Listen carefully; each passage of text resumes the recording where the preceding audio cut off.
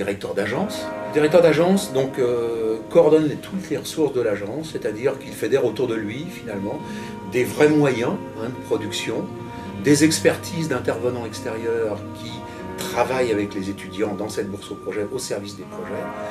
Et le directeur d'agence aussi établit un lien entre les projets, les étudiants et le client. Mon agence personnellement est plus orientée sur l'aspect web et flash, avec quelques incursions dans des supports mixtes avec la vidéo.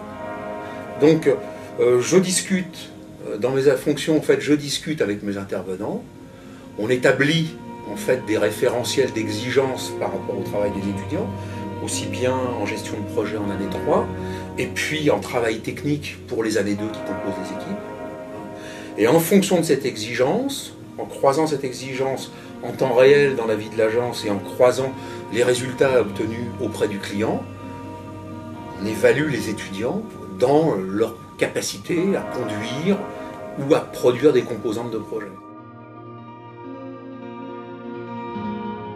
Alors, c'est évidemment un miroir réel, un vrai reflet, je dirais un reflet de la vraie vie par rapport à la pédagogie. Ça relaye complètement, en fait, l'esprit des cours et des modules qui sont assurés donc, par des professionnels, donc issus de la vraie vie, des vrais projets, et ça retourne, évidemment, pédagogiquement à des modèles de projets tels qu'ils rencontreront dans leur métier plus tard. La PAP, par rapport à un cursus classique, elle est une vraie mise en situation, finalement, des compétences des étudiants, c'est-à-dire ce qu'ils ont appris, ils le mettent en situation au service de cas réels.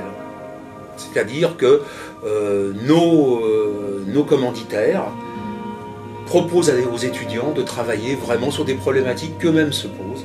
Et dans ce sens, les étudiants sont impliqués, vraiment comme dans un environnement de travail, vraiment sur des cas réels. Ce qui permet de sortir du cursus avec une vraie expérience professionnelle. Ce qui permet de sortir du cursus avec un vrai bagage professionnel, ou du moins une modélisation de ce que sera leur vie professionnelle, ce qui fait que ça les rend évidemment beaucoup plus forts quand ils entament leur stage de fin de cycle, de 4e, 5e année, et ils ont déjà l'impression, ou le sentiment, ou la réalité finalement, de l'appréhension des difficultés des projets, de ce que peut être une réussite, de ce que peut être un projet mené à bien géré, de ce que peut être une bonne prestation technique, de ce qui peut être une bonne validation en fait finalement des objectifs du client et du projet. Et donc dans ce sens, ils sont opérationnels par rapport au métier qui les attend.